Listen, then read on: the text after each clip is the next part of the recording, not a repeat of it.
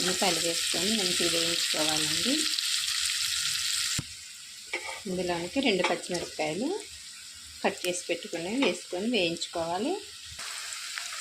ఇందులోనికి పసుపు వేసేసుకోవాలండి. ఒక 1/2 టేబుల్ స్పూన్ పసుపు వేసుకొని కలిపేసుకోవాలి.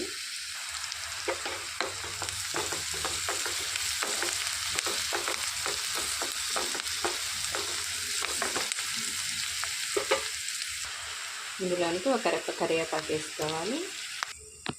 క్యాబేజీ అండి ఇట్లా సన్నగా తరిగి తీసుకొని మంచిగా వాష్ చేసేసుకొని నీళ్ళు లేకుండా పెట్టేసుకోవాలండి. ఉల్లిపాయలు అనేవి బాగా వేగిపోయాయండి. ఇప్పుడు ఈ క్యాబేజీని సన్నగా తరిగి పెట్టుకున్న క్యాబేజీని ఇందులో వేసేసుకోవాలి.